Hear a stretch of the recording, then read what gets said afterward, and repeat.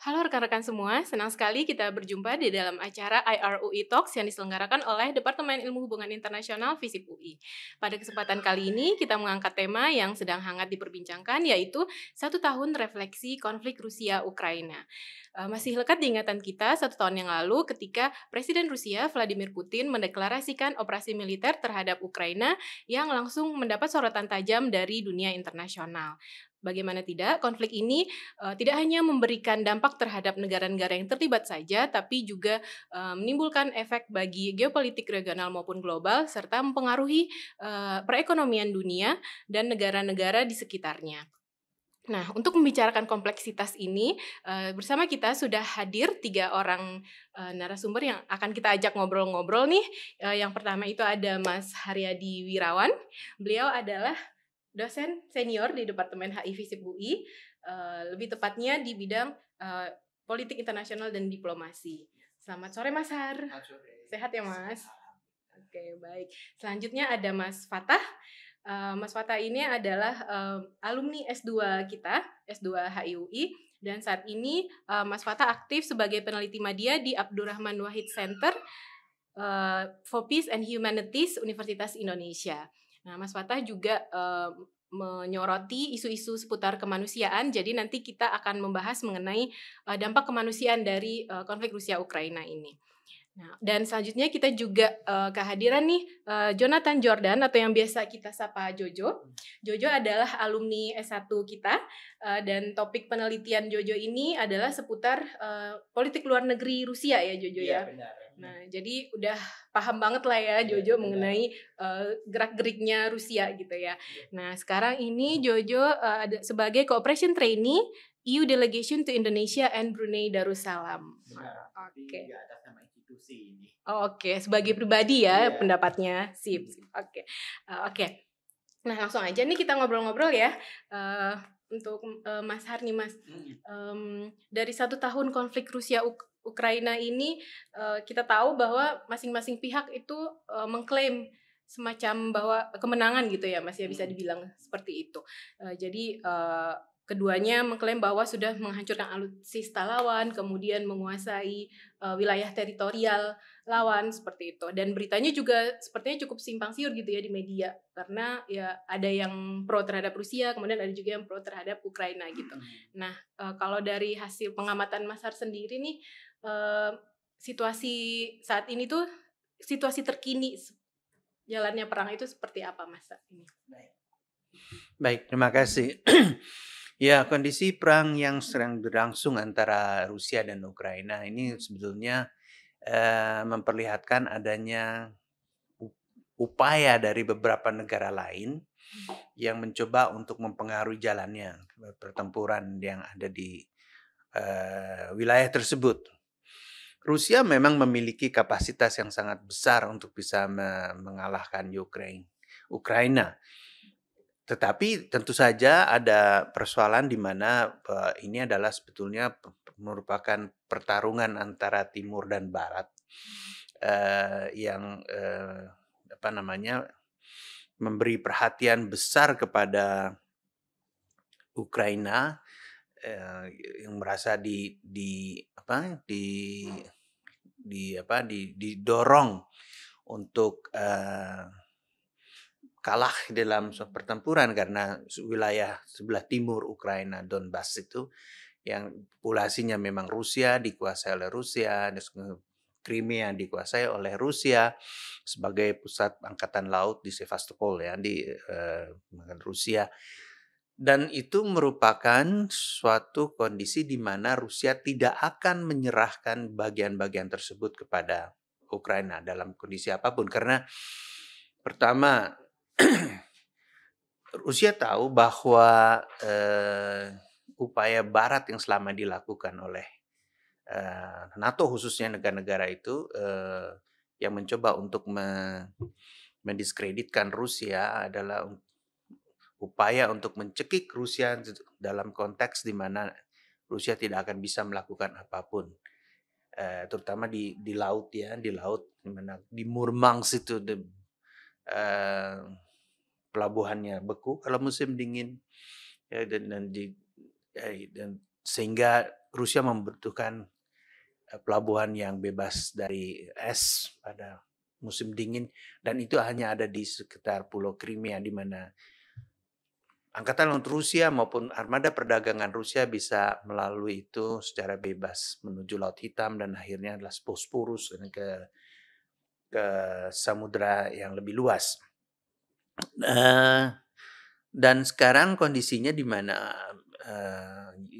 Ukraina sudah mendapat bantuan banyak sekali persenjataan dari negara Barat yang menyebabkan kondisi agak sedikit repot. Susah dibuat Rusia, dan Rusia hanya bisa bertahan di sekitar timur Ukraina dan selatan Ukraina. Tetapi persoalan ini masih jauh dari kata selesai. Karena Rusia merasa bahwa apa yang dilakukan Barat merupakan upaya untuk mengepung Rusia dalam konteks kekuatan Rusia selama ini di wilayah Eropa.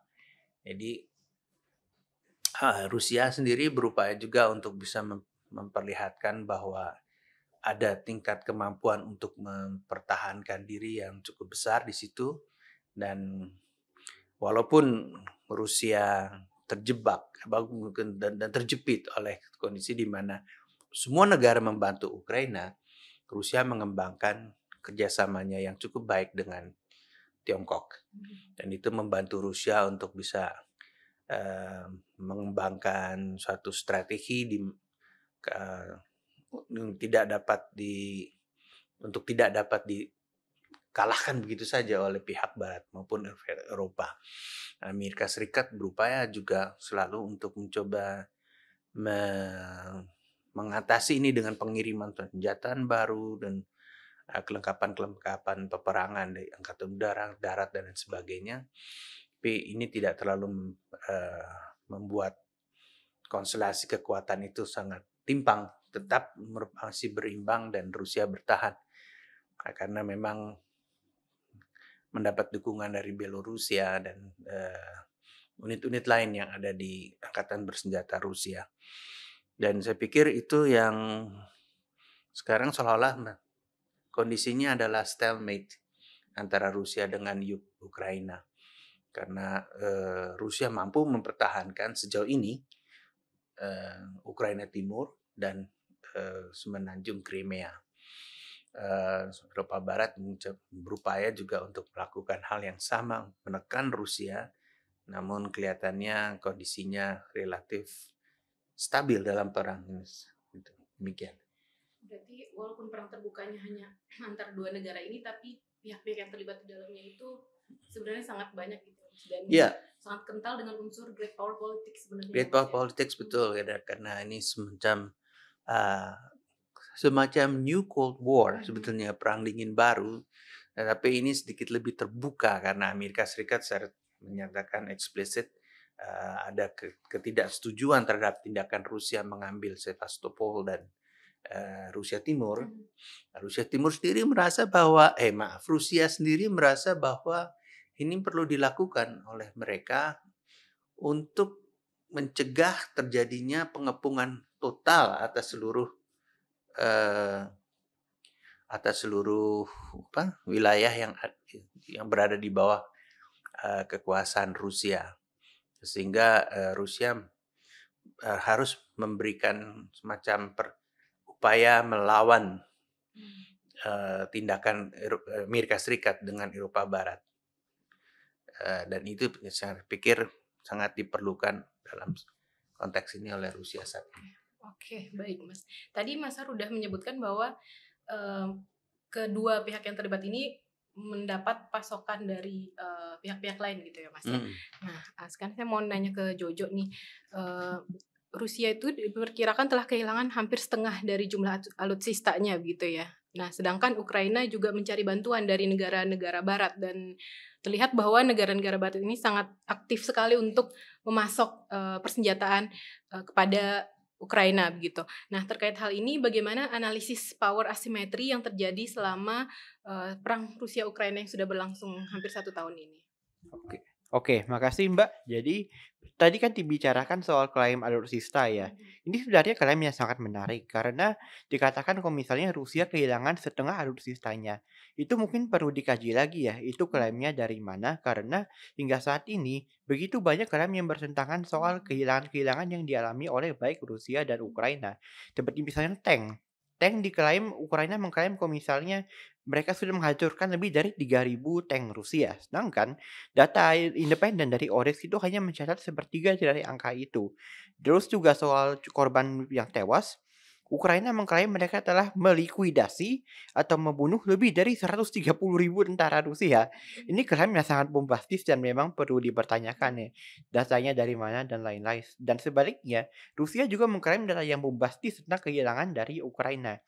Oleh karena itu kita perlu melihat lagi ya kayak sumber-sumber data ini seperti apa dan apakah mereka itu berpengaruh terhadap kinerja mereka di lapangan. Tapi satu hal yang mau saya tekankan dulu adalah produksi alutsista itu terus berlanjut di Rusia meskipun diterpa oleh sanksi internasional. Jadi meskipun Rusia kehilangan beberapa tank modernnya, kehilangan pesawatnya, tapi Rusia itu tetap mempunyai jalankan produksinya secara efektif di beberapa tank-tank pasukan tank-tank mereka yang ada di Ural Vagon Zavod di Nizhny Tagil. Kemudian juga produksi pesawat mereka tetap berjalan meskipun kekurangan spare part dari barat. Mereka berusaha mencari spare part dari sumber lain seperti dari Tiongkok, India, Iran, dan lain-lain.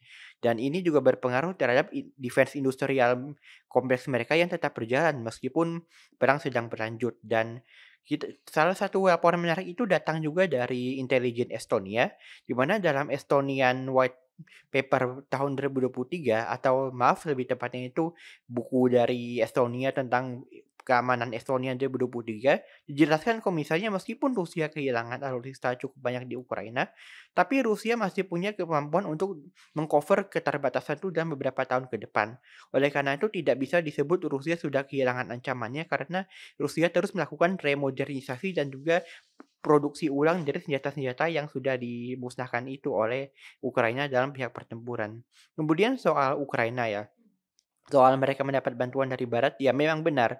Mereka juga mendapat banyak teknologi yang cukup sophisticated dari barat seperti misalnya HIMARS, kemudian juga kendaraan-kendaraan tempur dan Caesar yang sistem pertahanan udara dan lain-lain. Tapi satu hal yang perlu dicatat adalah barat tidak ingin berkonfrontasi langsung dengan Rusia. Oleh karena itu, barat berusaha menjaga supaya senjata yang diberikan ke Ukraina tidak diberikan kepada Ukraina untuk menyerang wilayah Rusia yang diakui internasional. Jadi boleh menyerang Donbas atau Crimea yang dianggap sebagai bagian Ukraina secara internasional, tapi tidak boleh digunakan untuk menyerang Moskow. Karena kalau misalnya itu dipakai, maka kita bisa mendebak sendiri ya, kayak itu akan menjadi satu fenomena yang di luar kendali dan bisa menyebabkan perang dunia baru. Oleh karena itu, Barat berusaha hati-hati dan memberi senjata ke Ukraina, meskipun mereka menjanjikan dukungan penuh terhadap Ukraina. Kayak misalnya tank. Tank udah dikasih tank Leopard dari Barat juga, meskipun jumlahnya itu tuh masih sedikit dan juga ada yang bilang tank-tank yang dikasih itu tuh masih tank-tank yang agak rongsok gitu. Jadi bukan tank-tank yang layak tempur dan fighter jet juga belum diberikan, belum berani diberikan. Terus juga misil yang jarak jauh yang lebih dari 300 kilometer juga nggak diberikan. Amerika ogah memberikan Atanch karena itu bisa menjangkau wilayah Rusia. Oleh karena itu ini juga jadi pertimbangan Barat dalam mendukung Ukraina. Dan soal power asymmetry tadi kan udah dijelaskan ya bagaimana baik Ukraina maupun Rusia itu sudah punya keterbatasannya masing-masing, kelebihannya masing-masing. Tapi benar ya seperti kata Mas Haryadi, tadi kita sekarang melihat stalemate. Stalemate itu berarti kan berhenti ya kayak berhenti di garis pertempuran dari Kherson, Zaporozhye, Donetsk dan Luhansk itu. Jadi kenapa terjadi stalemate? Karena kita bisa melihat kedua pihak ini saat ini sedang exhausted atau kata sehari-harinya kecapean gitu. Kecapean dan pertempuran dan juga dengan banyaknya korban-korban yang jatuh dari kedua pihak maupun alutsista yang rusak. Jadi kedua pihak ini sedang capek dan kalau misalnya mau membangun ofensif baru, itu tuh butuh waktu dan tidak mudah karena mereka harus merekrut tentara baru, harus melatih mereka, terus juga melatih kesiapan pasukan-pasukan senjata mereka dan lain-lain dan itu nggak mudah karena Rusia sendiri sudah melakukan mobilisasi parsial bulan September 2022 dengan memanggil 300.000 tentara dan sekarang tuh masih dilatih 300.000 itu dan sulit bagi Rusia untuk melakukan mobilisasi lagi, karena kalau misalnya Rusia melakukan mobilisasi lagi, akan mendorong ketidakstabilan di masyarakat. Karena kalau saya lihat dari opini publik masyarakat Rusia sejauh ini, Mereka nggak merasa mereka lagi berada dalam perang. Lagi pula kan presiden mereka menyebut kalau ini bukan perang buat mereka, ini operasi militer spesial. Dan itu mereka rasakan kalau misalnya perang itu nggak terasa bagi mereka karena mereka di Moskow orang masih bisa makan-makan, di Saint Petersburg orang masih bisa liburan. Mereka nggak merasa mereka dalam perang karena kan wilayah mereka nggak diserang gitu. Oleh karena itu Putin berusaha menjaga supaya jangan sampai perang ini terasa di masyarakat Rusia. Putin berusaha di satu sisi menjaga stabilitas kontrak sosialnya dengan masyarakat Rusia, tapi di sisi lain dia juga ingin memberikan kemenangan untuk menjadi peningkatan moral untuk masyarakat Rusia. Karena selama 2 dekade terakhir, Putin itu sangat mengutamakan yang namanya greatness of Russia, Velikaya Rusia. Itu sebagai bukti kalau misalnya Rusia bisa menjadi negara yang berpengaruh atau Velika Державность yang disebut sebagai kehebatan negara Rusia. Dan oleh karena itu dia menggunakan itu untuk sebagai upaya politiknya supaya bisa mendapat popularitas di masyarakat Rusia. Sebaliknya di Ukraina, memang pasukan Ukraina itu sedang mempunyai moral yang sangat tinggi, terutama Zelensky itu melihat kalau misalnya perang di Ukraina ini adalah bentuk perjuangan suci mereka untuk melawan penjajah. Tetapi tidak semudah itu untuk mendorong perubahan-perubahan supaya bisa mengusir Rusia dari wilayah selatan dan timur Ukraina. Karena pertama, tentara yang dimobilisasi oleh Ukraina juga mempunyai beberapa masalah sendiri meskipun mereka sangat termotivasi. Seperti misalnya itu masih ada keengganan dari beberapa wilayah untuk melakukan mobilisasi tentara. Terus juga faktor cuaca. Faktor cuaca yang dingin dan berlumpur menyulitkan Ukraina untuk melakukan ofensif. Itu yang membuat stalemate hingga saat ini sehingga kita bisa melihat sampai saat ini cenderung tertahan dan perebutan-perebutan terjadi hanya di beberapa desa saja seperti di Bakhmut di Ukraina Timur maupun di Ukraina Selatan di sisi barat dari Sungai Dnipro di Kherson. Itu mungkin sebaiknya itu yang bisa saya katakan. Oke, baik. Berarti kedua belah pihak sedang mengencarkan strateginya masing-masing gitu ya, Iya, termasuk betul. tadi dengan saling klaim gitu. Dan mereka tampaknya ada sedikit merasa sedang dalam fase kelelahan gitu karena udah sampai 1 tahun juga gitu ya konfliknya Iya. berlangsung. Nah, dan saling klaim itu kayaknya juga bagian dari strategi psikologisnya gitu ya. Iya, betul. Oke, sekarang kita beralih ke dampak ekonominya nih. Nah, Mas Har, kalau kita lihat dari aspek perekonomian, Ukraina jelas mengalami dampak ekonomi karena dia yang diserang gitu ya, Mas ya. Nah, Rusia sendiri juga nggak kalah nih, Mas, kena dampak ekonominya gitu karena negara-negara Eropa dan negara-negara Barat ramai-ramai memberikan sanksi ekonomi, embargo, terus juga pembatasan impor minyak dan segala macamnya gitu ya. Nah, bagaimana sih Mas kesulitan ekonomi yang saat ini sedang dihadapi oleh kedua negara ini baik itu Rusia maupun Ukraina? Ya, makasih Mbak Resi. Jadi ekonomi buat Rusia memang menjadi masalah krusial saat ini ketika Barat melakukan berbagai hal untuk mengurangi segala hal yang memungkinkan Rusia survive. Namun tentu saja Rusia dapat mengembangkan kerjasamanya ke arah timur yaitu dengan Tiongkok yang merupakan katakanlah semacam penyelamat buat Rusia yang membuka saluran perdagangan internasional baik ke timur maupun ke selatan kan selama ini Barat terutama Eropa Barat mengembargo semua aktivitas perdagangan Rusia dan perdagangan itu juga dilakukan dengan cara pembayaran yang sudah berbeda. Yang sekarang dulu bisa memakai dolar Amerika Serikat, sekarang terpaksa Rusia harus menggantinya dengan rubel dan mata uang asing di mana Rusia melakukan perdagangan dengan India maupun Tiongkok, dengan Iran dan lain sebagainya. Dan ini memang sedikit akan memukul Rusia secara ekonomi, tetapi tidak akan membuat sesuatu yang sangat mematikan buat Rusia karena Rusia tetap bisa menjaga kestabilan ekonominya dengan kerjasama yang sangat baik dengan beberapa negara mitra di luar Eropa.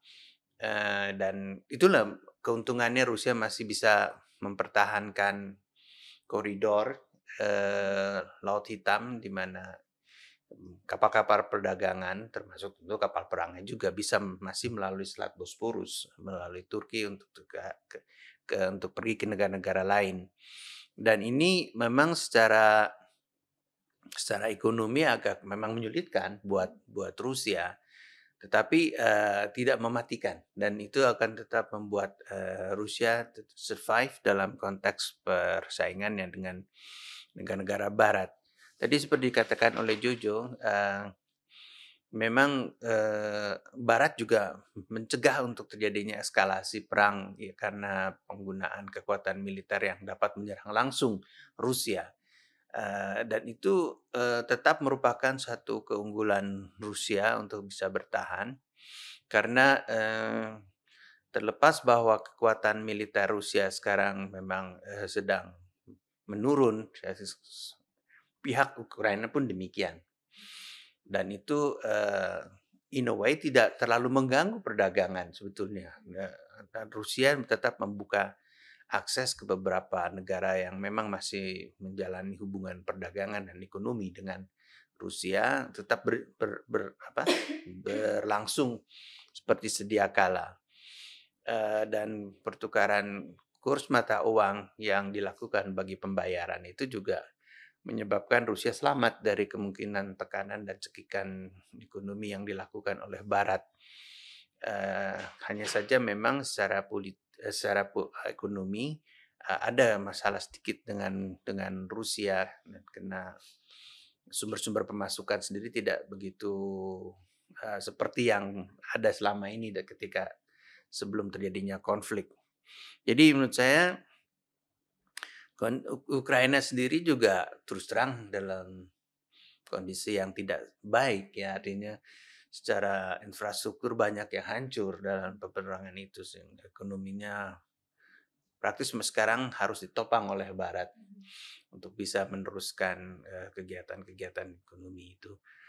Dan itu apa namanya tadi yang Jojo sebut, kapasitas kemampuan angkatan udara Rusia yang bisa mencapai Ukraina dalam upaya menghancurkan beberapa sumber-sumber militer juga mengganggu perkembangan, maksudnya kemampuan ekonomi Ukraina yang selama ini menunjang kehidupan rakyatnya, karena Rusia tahu betul bahwa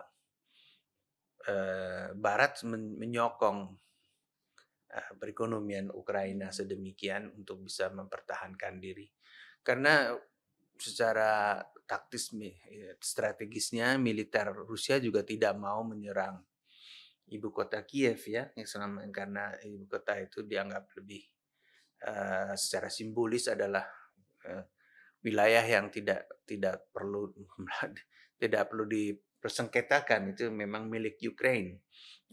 Ada yang masalah itu kan daerah perbatasan, sehingga in a way kondisi negara-negara tersebut masih relatif berjalan dengan aman, dengan baik, bukan.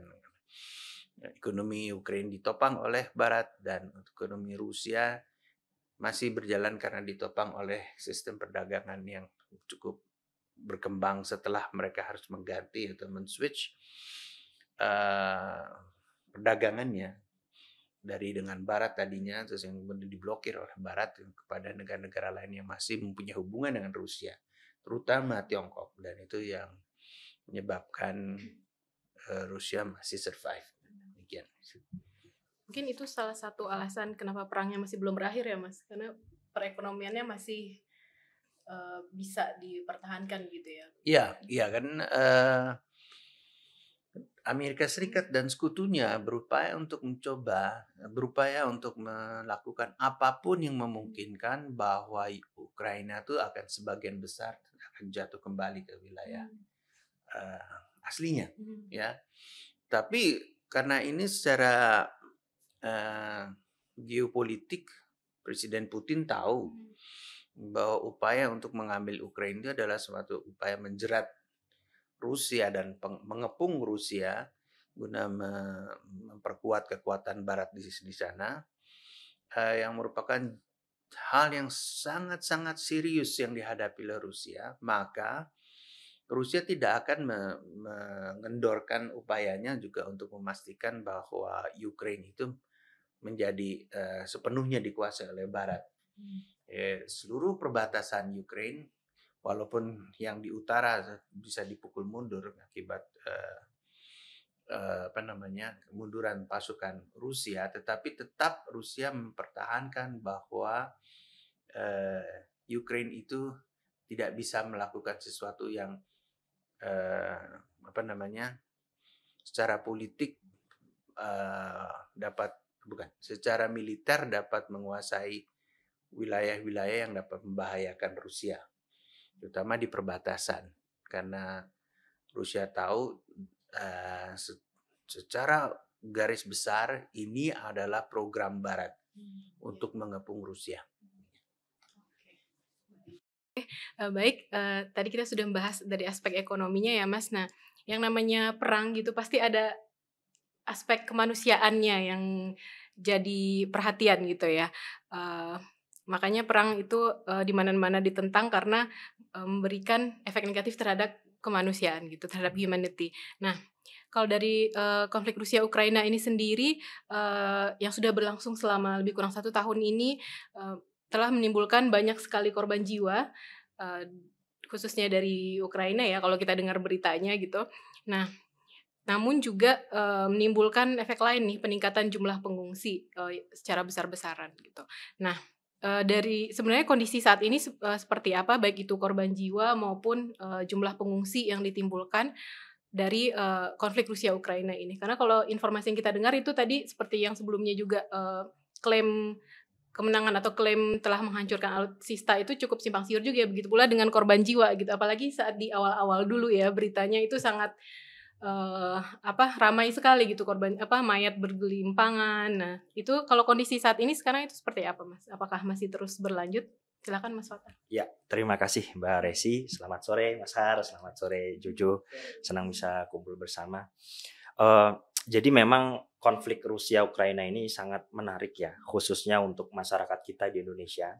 Karena pertama, faktor historis, kita punya hubungan yang bisa dibilang dalam tanda petik mesra dengan Rusia sejak masa presiden pertama kita, Soekarno. Kemudian yang kedua adalah efek media sosial, di mana sekarang ini informasi bisa diterima dengan mudah, baik oleh generasi yang senior ataupun junior. Bahkan anak-anak sekarang pun tidak hanya tahu terkait Rusia itu, kalau dulu mungkin sebelum konflik hanya tahu tentang salah satu kartunnya ya, Masha and the Bear. Nah, sekarang mereka sampai tahu jenis-jenis tank itu, bahkan sampai tahu karena apa? Karena medsos. Nah, tapi yang menjadi kritik saya adalah masyarakat kita ini justru melihat ini sebagai tontonan yang menarik. Mereka menunggu-nunggu nih, siapa yang akan menyerah, siapa yang akan menang. Kayak lagi nonton iya, seperti nonton gitu ya. Action gitu ya. Tapi di dunia nyata gitu. Iya, di dunia nyata. Dan mereka itu juga karena anti dengan Barat, kemudian lebih pada kesenangan ketika melihat Rusia ini melawan. Satu itu. Nah, kemudian saya melihat bahwa konflik ini sampai menggetarkan sendi-sendi ekonomi anak kos ini. Kenapa? Karena kemarin ada isu bahwa konflik ini akan mengakibatkan kenaikan harga terigu, tepung terigu yang menjadi bahan utama mie instan. Itu kayaknya bukan anak kos aja deh, ibu-ibu juga menjerit deh ya Mas ya. Iya, tapi biasanya kalau mie instan itu lebih dekatnya dengan kehidupan anak kos ya. Ya ini sedikit curhat begitu ya. Ya. Nah, dalam kesempatan ini yang pertama dan paling utama saya ingin menggarisbawahi kembali ya, bahwa konflik baik bagi pihak yang menyerang ataupun pihak yang diserang itu sama-sama akan menimbulkan kerugian. Leluhur kita di Indonesia telah mengajarkan ini dalam sebuah peribahasa. Menang jadi arang, kalah jadi abu. Ya. Nah, dalam hal ini tadi dijelaskan Jonathan, apalagi konfliknya terjadi asimetris. Yang simetris saja itu kita punya sebuah perkataan dalam bahasa Jawa, podo joyonyo mogo botongo. Ketika sama-sama jaya, sama-sama kuat, tetap hasil akhirnya adalah sama-sama mati, sama-sama hancur. Nah, dalam studi kasus konflik Rusia-Ukraina, kita melihat pertama adalah kehancuran dari sisi infrastruktur. Khususnya apa? Infrastruktur yang vital untuk sipil. Mulai dari sekolah, perumahan, apartemen, sampai dengan rumah sakit. Lalu kita beralih dari ekonomi, tadi sudah dijelaskan panjang lebar. Apa yang terjadi? Kalau tidak keruntuhan ekonomi, setidaknya terjadi kesulitan ekonomi, baik bagi Rusia ataupun bagi Ukraina. Lalu dari segi manusianya, ada korban meninggal yang meskipun jumlahnya simpang siur, tapi dapat dipastikan jumlah saat ini terus meningkat, bukan justru menurun. Kemudian yang kedua, ada korban luka yang kesulitan juga untuk memperoleh fasilitas medis.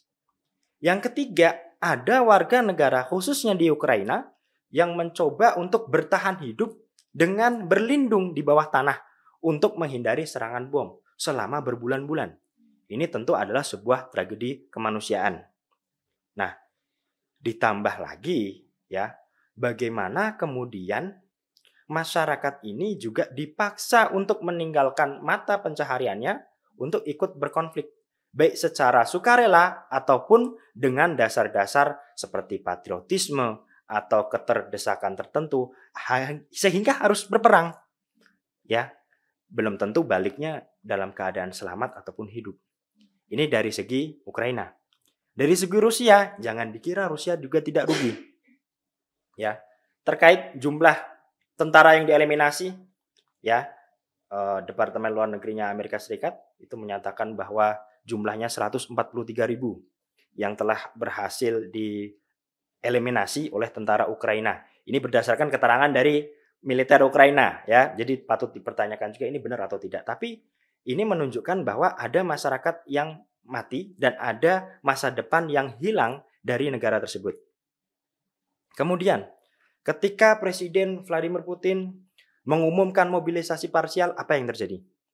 Orang berbondong-bondong beli tiket pesawat meskipun harganya mahal untuk terbang ke Turki, ke Azerbaijan, kemudian ke Armenia. Dengan alasan apa? Tanda petiknya adalah menyelamatkan diri agar tidak dilibatkan di dalam mobilisasi parsial itu. Bahkan sebagian ada yang menggunakan kesempatan visa kunjungan atau mungkin visa liburan untuk bisa selamat dari ini. Itu artinya juga ada aliran pengungsi dari Rusia. Meskipun jumlahnya kita tidak tahu dan mungkin jumlahnya lebih kecil dari aliran pengungsi yang ada di Ukraina. Kemudian wilayah-wilayah Rusia yang berhasil dijangkau oleh serangan Ukraina itu juga menimbulkan korban jiwa meskipun tidak banyak, tapi jelas juga korbannya adalah infrastruktur sipil. Ya, beberapa wilayah ya Mas Arya, seperti ada wilayah di Sevastopol itu juga, kemudian juga wilayah Crimea, kemudian yang terbaru di Rostov ya, itu juga menjadi gimana? Belgorod juga ya, itu menjadi sasaran dari serangan Ukraina yang ala kadarnya. Dia hanya mampu menjangkau sampai situ. Tapi ini setidaknya mengakibatkan kehancuran. Nah, hal ini menjadi suatu tragedi kemanusiaan yang besar dan di depan mata kita. Ya. Dan yang lucu lagi ini, berkonflik menggunakan uang dari pajak. Untuk apa? Untuk membeli peralatan pertahanan, untuk membangun fasilitas militer, fasilitas publik, ya. Tapi kemudian hancur luluh lantak karena perang itu sendiri, konflik itu sendiri.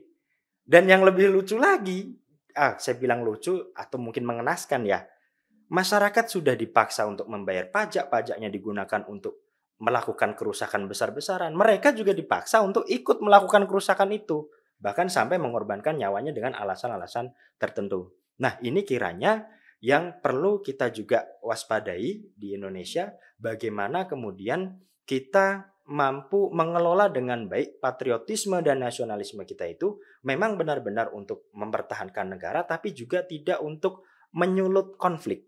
Nah, ini kan yang dijelaskan oleh Bung Karno di awal, bagaimana nasionalisme kita bisa menjadi suatu paham yang bukan chauvinistik gitu kan. Nah, kira-kira dari saya seperti itu. Yang jelas ini tragedi kemanusiaan terkini yang banyak diketahui oleh orang, tapi masih sedikit orang yang mau bergerak untuk ikut berperan menuju ke proses damai. Oke, tadi Mas Fatah sempat menyinggung soal pengungsi juga ya, dan orang-orang berbondong-bondong keluar dari Ukraina begitu. Nah, ini info yang kita terima bahwa konflik ini tuh sudah memaksa sepertiga penduduk Ukraina untuk berpindah dan menyebabkan 7 juta orang Ukraina meninggalkan negaranya. Yang mana ini memicu krisis krisis pengungsi pengungsi ya, terparah sejak pasca Perang Dunia ya Kedua. pasca Perang Dunia Kedua. Nah, itu berarti cukup memprihatinkan berarti ya Mas Yana. Itu kira-kira apakah ada langkah dari dunia internasional untuk membantu mengatasi krisis kemanusiaan ini, Mas? Pertama bahwa krisis pengungsi ini bisa dikatakan tidak hanya berdampak pada dua negara tapi juga negara-negara di tetangganya. Ya. Kita melihat bahwa aliran pengungsi itu paling banyak ke negara-negara tetangga seperti Polandia, Jerman, bahkan sampai ada yang ke Inggris, Perancis, dan Spanyol. Nah, pertama itu. Kedua, masalah yang terjadi pada awal konflik itu adalah blokade Laut Hitam oleh Rusia, sehingga mengakibatkan bahan baku pupuk ataupun juga biji-bijian dari Ukraina yang penting untuk pangan tidak bisa disalurkan ke beberapa wilayah di dunia yang membutuhkan. Ini kan terjadi masalah di, kalau bahasa ekonominya, supply chain-nya ya, rantai pasoknya. Nah, Ukraina ini memasok produk. Iya, Ukraina dan Rusia ini ya, mereka berkonflik dan apesnya bagi dunia. Saya bilang apesnya bagi dunia. Keduanya ini sangat penting pada rantai pasok pangan dan energi. Ya, mulai dari pupuk tadi, kemudian minyak, kemudian gas, kemudian biji bunga matahari, lalu juga jagung, gandum. Nah, ini sangat-sangat memprihatinkan ya. Nah, pada waktu itu blokade bisa dibuka dengan adanya peran PBB dan juga Turki yang mengusulkan ada namanya koridor kemanusiaan. Termasuk Indonesia juga waktu Presiden Jokowi berkunjung ke Rusia dan ke Ukraina juga membahas ini. Bagaimana kemudian suplai makanan khususnya untuk dunia ini tidak terganggu. Karena ternyata konflik Rusia dan Ukraina ini juga dirasakan dampaknya oleh para pengungsi di mana? Di Suriah. Karena kita tahu Rusia juga di situ sebagai protektor untuk rezim di Suriah. Beberapa juga di situ dibantu pangan, dibantu uang segala macam. Nah, itu kemana-mana ya dampaknya. Sampai ke arah situ. Nah, yang bisa dilakukan adalah satu itu. Kemudian yang kedua yang bisa dilakukan oleh negara-negara, semisal negara itu dekat dengan Ukraina adalah membuka koridor untuk pengungsi. Tapi tidak cukup untuk menerima saja. Mereka juga harus memperhatikan pengungsi ini agar apa? Terbebas dari ancaman yang paling utama adalah eksploitasi. Karena ada laporan yang menyatakan bahwa pengungsi paling banyak itu perempuan dan anak-anak. Ini rawan untuk dieksploitasi. Sehingga dari Kementerian Luar Negeri Amerika Serikat menghimbau negara-negara sekutunya, khususnya di kelompok G7 dan juga EU, untuk bisa bagaimana caranya kita menerima pengungsi tidak sekedar menerima tapi juga melindunginya dari aspek-aspek kerawanan sosial tadi. Tuh. Nah, bagi negara-negara yang jauh jaraknya dari sana bagaimana? Atau bagi negara-negara yang tidak menerima aliran pengungsi langsung bagaimana? Apa yang bisa dilakukan? Minimal adalah memberikan bantuan kemanusiaan. Seperti yang dilakukan Indonesia juga pada saat awal konflik. Bahkan presiden kita berkunjung ke sana untuk turut memberi bantuan, menawarkan negosiasi damai. Meskipun masih kita anggap kurang efektif, setidaknya kita sudah melakukan langkah itu. Nah, yang ketiga, selain melibatkan aktor-aktor negara juga penting untuk terlibat. Dalam apa? Mungkin penggalangan dana, penyaluran bantuan, juga dalam hal mengkampanyekan berita-berita damai untuk segera mengakhiri konflik antara Rusia dan Ukraina. Seperti itu. Nah, sekarang kondisinya saya kira 1 tahun ini belum banyak berubah karena semuanya masih berbicara pada strategi untuk menang, belum ada yang berbicara pada strategi bagaimana masyarakat yang terdampak ini bisa setidaknya mungkin gencatan senjata untuk mereka bisa melakukan aktivitas sehari-hari atau untuk bisa minimal berkumpul bersama keluarganya, itu saya belum melihatnya. Bahkan sekarang saling memfitnah kan? Rusia memfitnah, Ukraina lagi bersiap nih untuk menyerang Crimea. Ukraina, enggak, justru Rusia yang sedang bersiap dengan pasukan besarnya untuk merebut wilayah selatan dan timur Ukraina lebih besar gitu. Ada kecurigaan masing-masing ya. Ada kecurigaan masing-masing. Gitu. Oke, baik. Tadi Mas Fatah sempat menyinggung soal Indonesia nih. Nah, saya penasaran nih Mas Har, dampak dari konflik Rusia Ukraina ini terhadap Indonesia, khususnya diplomasi kita nih Mas. Tahun lalu kita sebagai presidensi G20 Kebetulan saya berkesempatan mengikuti salah satu sidang G20 begitu ya, dan memang terlihat sekali negara-negara G20 itu terpecah begitu ya Mas. Ada yang pro ke Rusia dan Ukraina, dan saat itu kita cukup tertantang gitu ya. Ada bukan tertantang, mendapatkan tantangan tersendiri begitu untuk agar tetap bisa mengedepankan kepentingan nasional kita supaya agenda kita di G20 sebagai presidensi itu tetap berjalan gitu. Dulu sempat terjadi walkout juga kan ya Mas di awal-awal itu.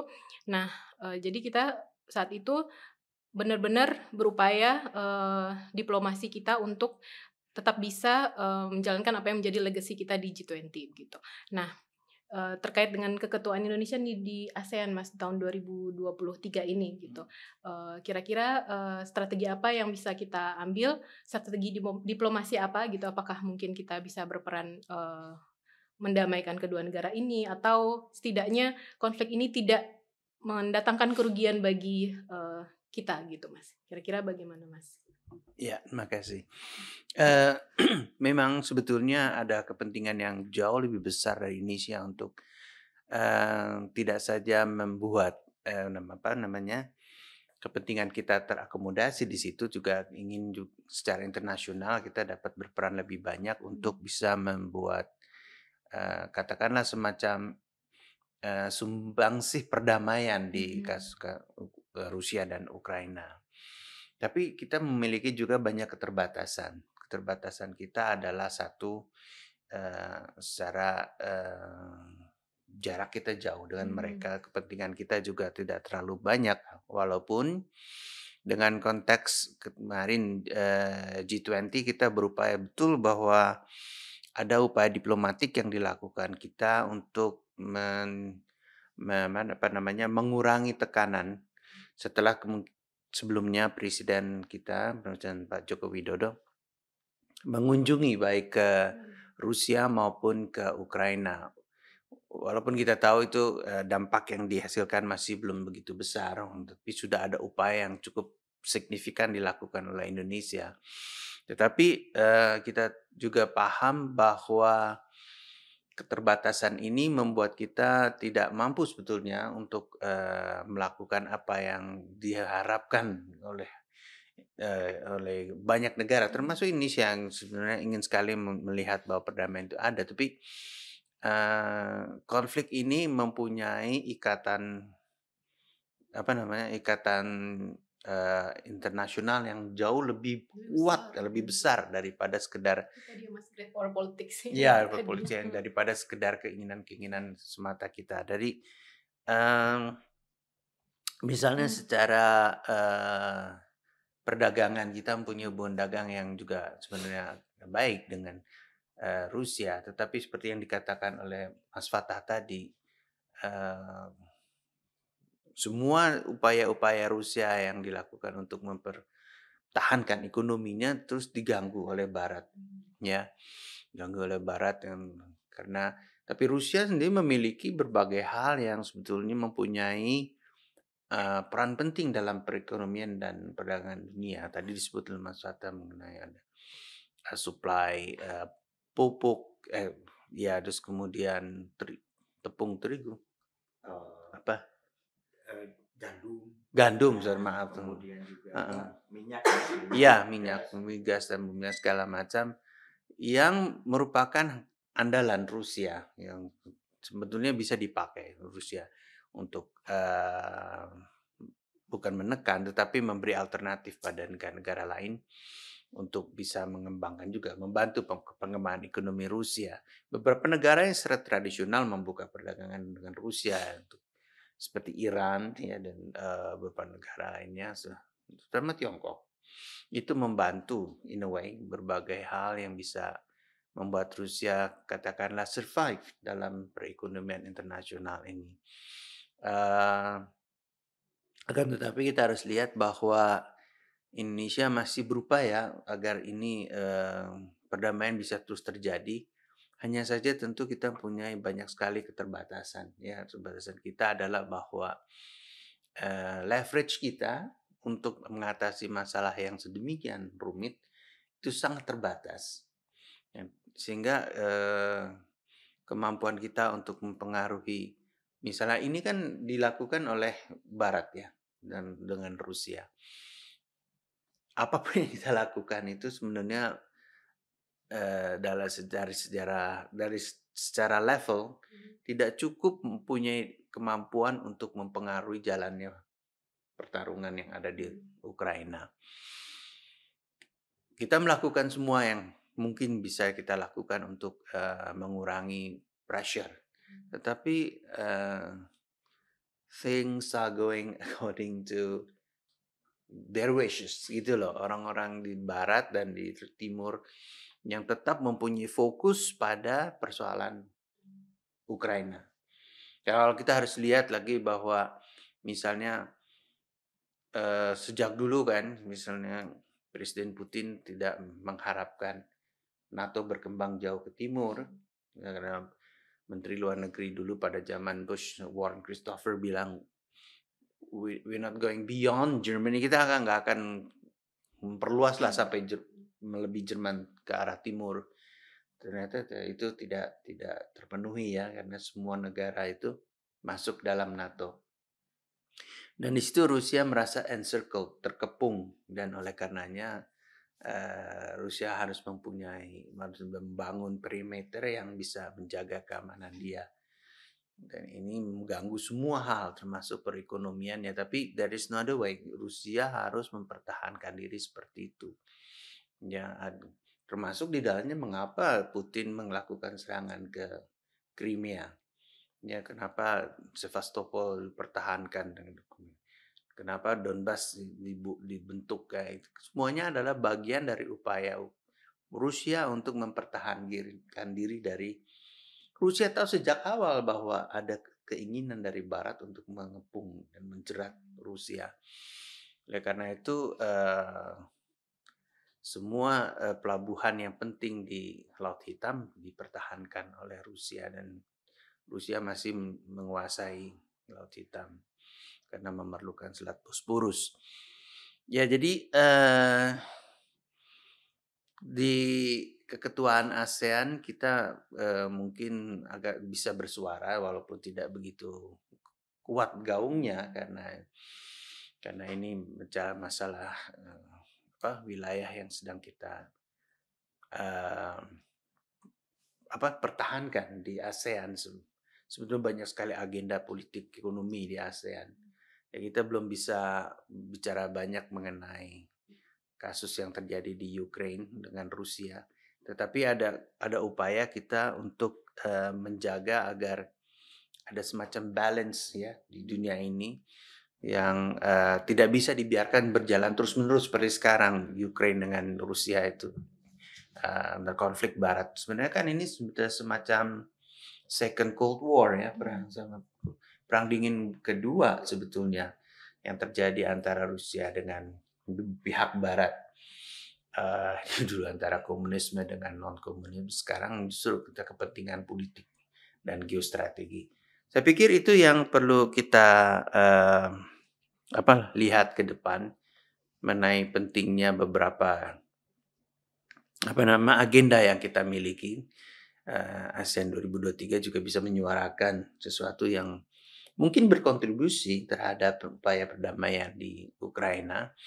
Tapi itu belum pasti, karena harus ada sesuatu yang lebih konkret lagi yang bisa dijalankan oleh Indonesia kalau kita mau ya, untuk bisa mendamaikan kedua negara yang, karena ini konfliknya multi-layered ya, nggak satu dua dimensi, berbagai hal yang berkepentingan yang berkelindan satu sama lain yang akan menyebabkan kesulitan kita dalam mengatasinya.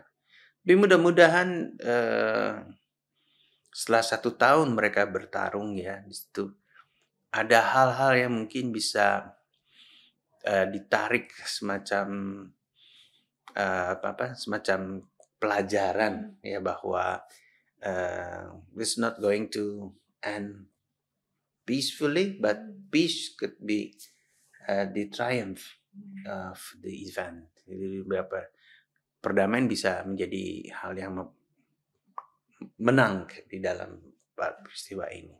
Demikian. Berarti dalam hal ini Indonesia Mm. berarti Indonesia dalam hal ini barangkali belum mempunyai kapasitas untuk bisa mendamaikan secara langsung, tapi setidaknya kita bisa menjadi penenang suasana gitu ya Mas, karena kita bisa dibilang sahabat bagi semua negara gitu kan ya Mas. Maksudnya kita dengan Rusia kita baik, dengan Ukraina juga, kemudian dengan Amerika Serikat dan negara-negara sekutu, begitu pula dengan Cina, kita menjalin hubungan baik dengan semuanya begitu. Jadi kalau yang saya lihat dari contohnya dari G20 kemarin, kita bisa dibilang relatif cukup berhasil gitu menenangkan suasana yang memang sedang panas saat itu gitu.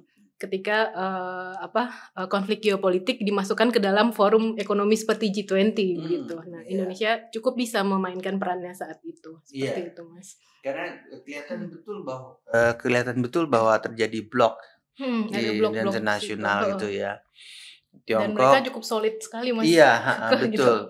Barat dalam arti Eropa Barat kemudian dan Eropa Timur yang sudah menjadi anggota NATO itu relatif memang akan ngeblok terhadap Amerika Serikat. Tapi negara-negara lain, Tiongkok, India bahkan, terus Iran itu kemudian bergerak menuju suatu semacam kenyataan umum bahwa dia memang berpihak pada Rusia. Dan ini yang menyebabkan Indonesia menjadi menonjol dalam konteks di mana dia bisa melakukan hal-hal yang berada di tengah lah untuk bisa membuat perdamaian walaupun gaungnya sendiri belum bisa sampai ke sana. Indonesia yang berbicara itu tidak mengundang kecurigaan gitu ya Mas? Iya, betul. Karena itu ketika kita datang baik ke Moskow maupun ke Kiev waktu itu kita diterima dengan baik dan upaya kita untuk memberikan sesuatu yang dapat membuat suasana lebih baik lagi itu terasa oleh mereka. Tapi tentu saja hal itu tidak ditentukan di Kiev saja. Ditentukan di Washington, ditentukan di London, ditentukan di Moskow, dan itu yang sangat mereka yang menjalankan semua itu. Demikian. Terima kasih Mas Har. Nah, terima kasih Mas Har atas penjelasannya. Tadi kita udah membahas cukup banyak nih mengenai konflik Rusia-Ukraina selama kurang lebih 1 tahun ini. Nah, kira-kira ke depannya bagaimana nih Jojo? Jojo ngelihatnya tuh apakah negosiasi damai di antara kedua belah pihak yang tampaknya sampai saat ini tuh belum menemukan titik temu gitu ya? Karena masing-masing pihak mengajukan persyaratan damai yang berbeda gitu, bahkan bertolak belakang dan saling bertentangan gitu. Nah, terkait hal ini bagaimana kontak diplomatik dan komunikasi politik yang dijalankan oleh kedua belah pihak gitu? Apakah ada tanda-tanda akan segera damai atau bagaimana? Kalau misalnya kita bilang sederhananya ya saya akan bicara jawaban pesimis, yaitu falling in a downward spiral. Jadi turun ke dalam lingkaran pusaran angin gitulah. Kenapa begitu? Kita lihat ya waktu awal-awal konflik terjadi di akhir Februari awal Maret, itu sempat ada upaya negosiasi kan antara Ukraina dan Rusia. Tapi yang saya lihat adalah tidak ada satupun pihak dari mereka yang serius untuk melakukan negosiasi ini, karena mereka pikir ada ego yang lebih besar untuk mereka lakukan. Karena lihat aja waktu negosiasi sama Ukraina, siapa yang Rusia kirim? Roman Abramovich, bosnya Chelsea. Bukan kirim Patrushev, bukan kirim Lavrov, tapi kirim Roman Abramovich. Itu membuktikan kalau misalnya tidak ada itu ya niat serius dari pihak Rusia untuk berunding dengan Ukraina.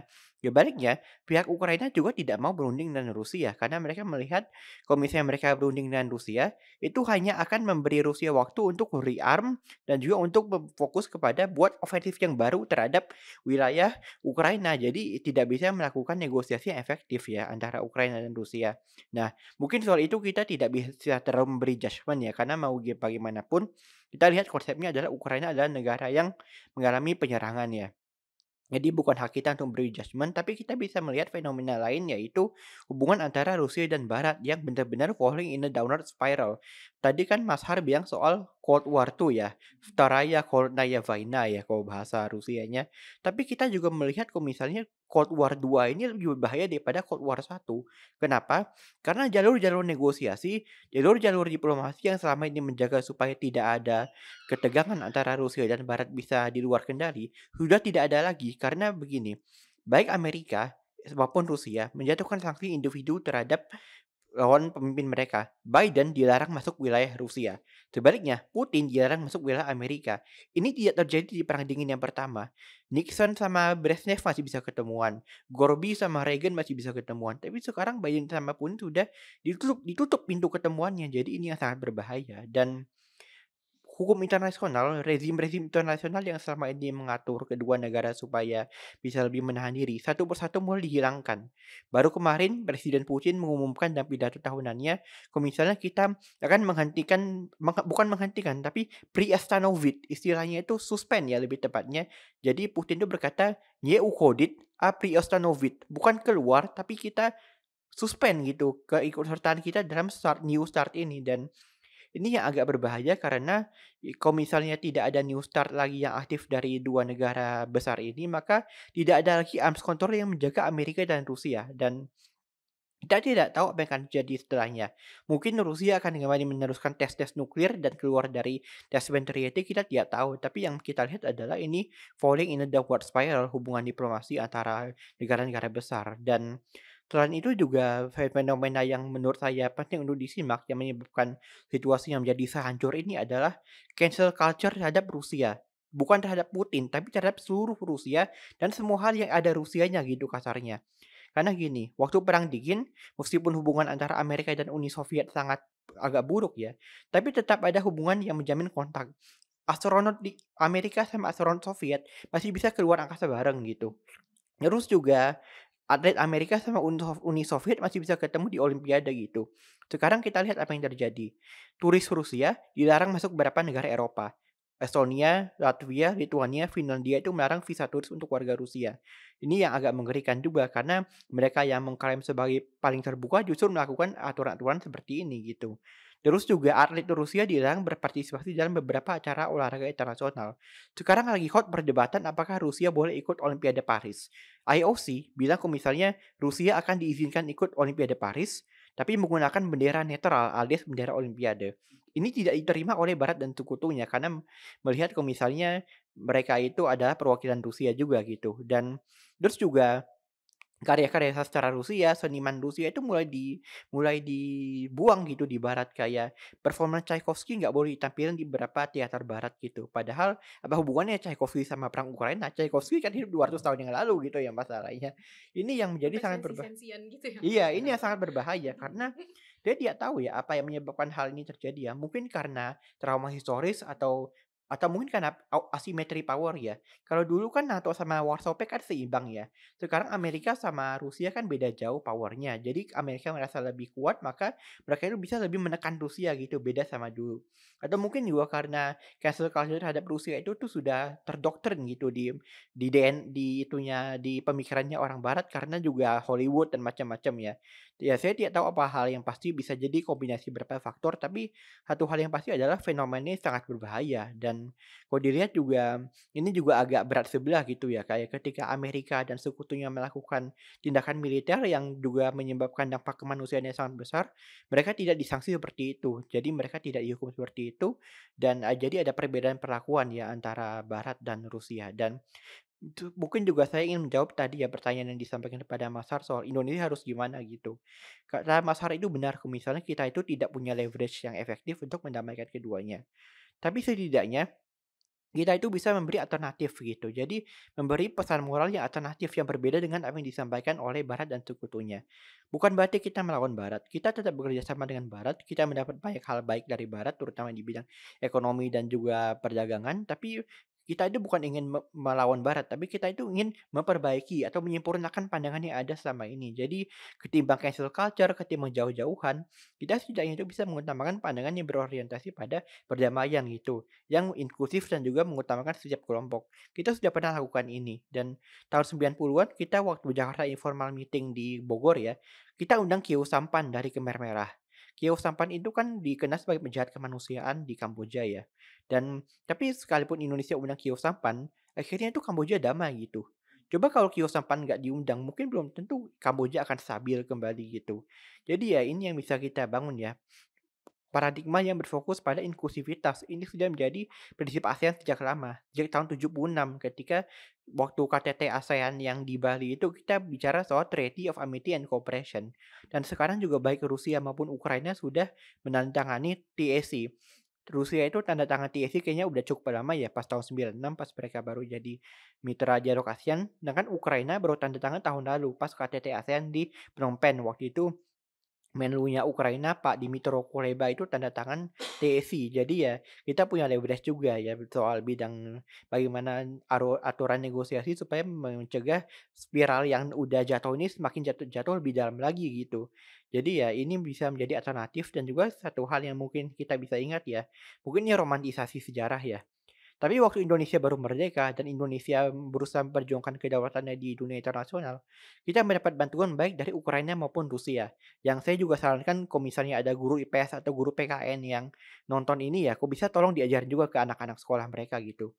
Tahun 46, ketika Indonesia ingin mendapatkan pengakuan internasional, negara pertama yang meminta supaya isu intern Indonesia dibahas di PBB adalah Ukraina atau waktu itu masih Soviet Ukraina ya. Waktu itu salah satu pejabat Ukraina di PBB, Dmytro Manuilsky, berbicara kalau misalnya seandainya isu intern Indonesia ini tidak dibahas, maka perdamaian di dunia tidak akan terjamin gitu. Dan PBB langsung bahas isu Indonesia gitu. Dan setelah mendengar bantuan Manuilsky itu, Presiden Soekarno itu meminta supaya di Jakarta dan di kota-kota besar diadakan pawai. Terima kasih Manuilsky, terima kasih Ukraina. Itu salah satu hal sejarah yang bisa kita lihat ya. Terus juga setahun kemudian, ketika Belanda merencanakan agresi militer satu di Indonesia, perwakilan Uni Soviet di PBB atau Rusia ya, kan Rusia adalah penerus Uni Soviet di PBB, Andrei Gromyko yang kemudian menjadi bapak dari diplomasi Soviet itu berbicara tentang kalau misalnya Indonesia itu harus bisa mendapat pengakuan internasional lebih luas lagi dan juga mengecam Belanda yang melakukan tindakan agresi terhadap Indonesia gitu. Jadi ya kalau misalnya kita lihat Manuilsky dan Gromyko dulu membantu Indonesia ya, sudah saatnya kita untuk membantu Rusia dan Ukraina gitu.